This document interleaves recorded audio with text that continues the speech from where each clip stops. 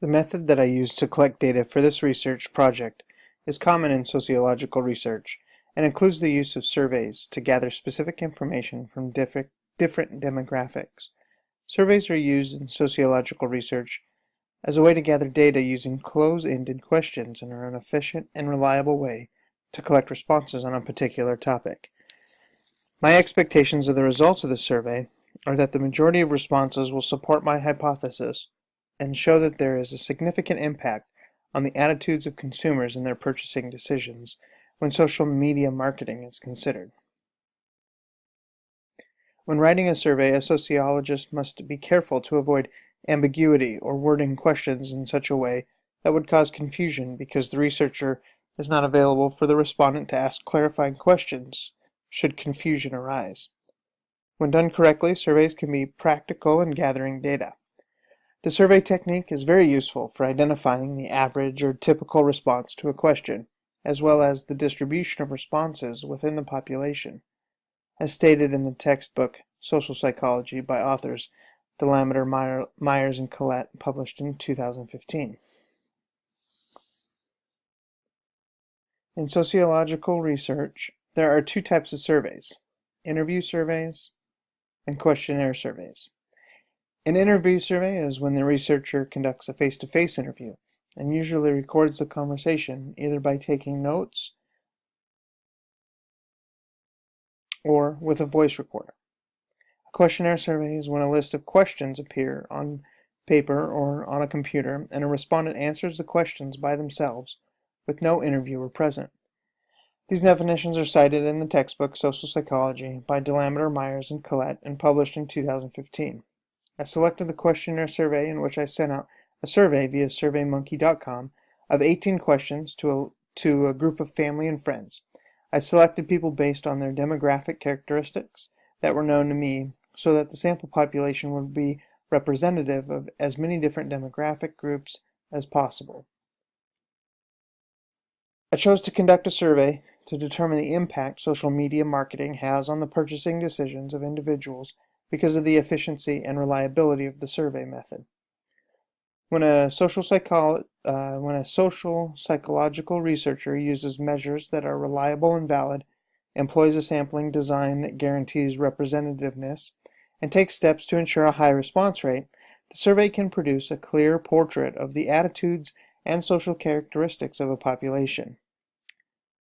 The survey method will provide clear and accurate data that will give me sufficient insight into how much influence social media marketing has on purchasing decisions of consumers.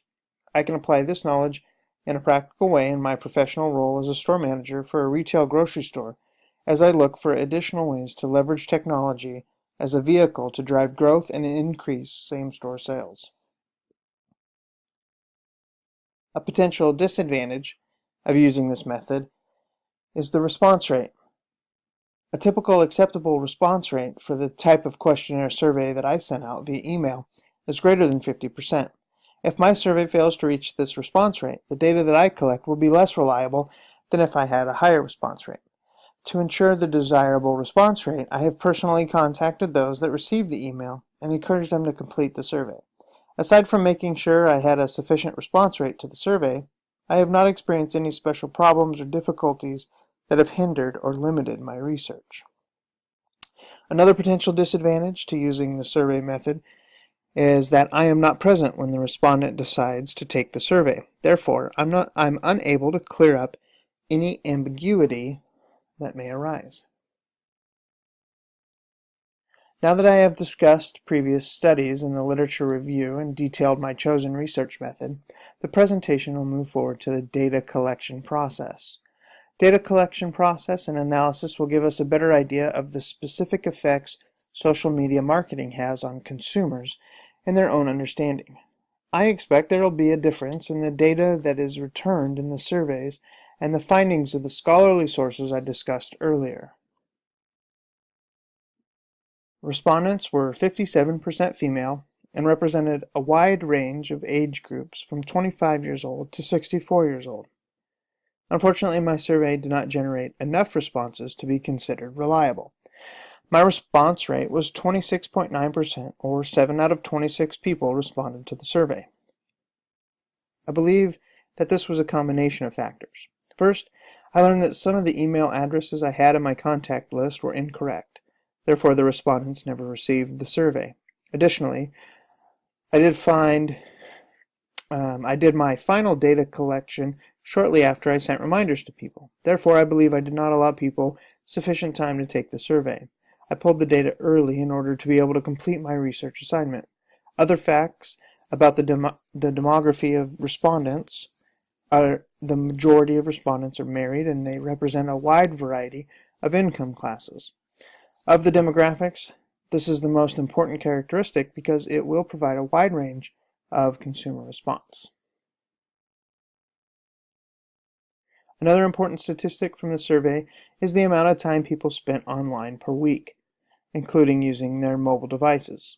I was hoping for an even distribution in this category as well, and each category is represented. This will show a strong data set because many different types of consumers are represented in this study, despite the low response rate. I was surprised to see that Instagram was the second highest social network, with Twitter, LinkedIn, Google+, and Pinterest all tying for third place. The data set is larger here because respondents were asked to select all social networks that they had an active personal profile with. Clearly, not very many respondents are happy about social media advertising. I was not expecting such a high response rate for indifferent, however. Next, this is a question that would have been better represented with a larger sample. However, it is interesting to note that although consumers are unhappy or indifferent about social media marketing techniques, they do produce a positive response in consumers. The majority of people report they seldom click through an advertisement on social media. Of all of the reasons that people identified with for reasons to try a new product or service, social media discussions were not selected. This result was surprising because respondents previously stated that they have made purchases based on social media advertising. The majority of responses were that recommendations from family or friends were the reason they decided to try a new product or service. I would imagine this influence would include social networks where families and friends share ideas, thoughts, and feelings about everything, including products, goods, and services. Although respondents were hesitant to recognize social media marketing as influential in their buying decisions, they did state that advertisements in general have a significant impact in their buying behavior. Another alarming response from the survey was this question. No one disagreed with the statement, advertising is beneficial.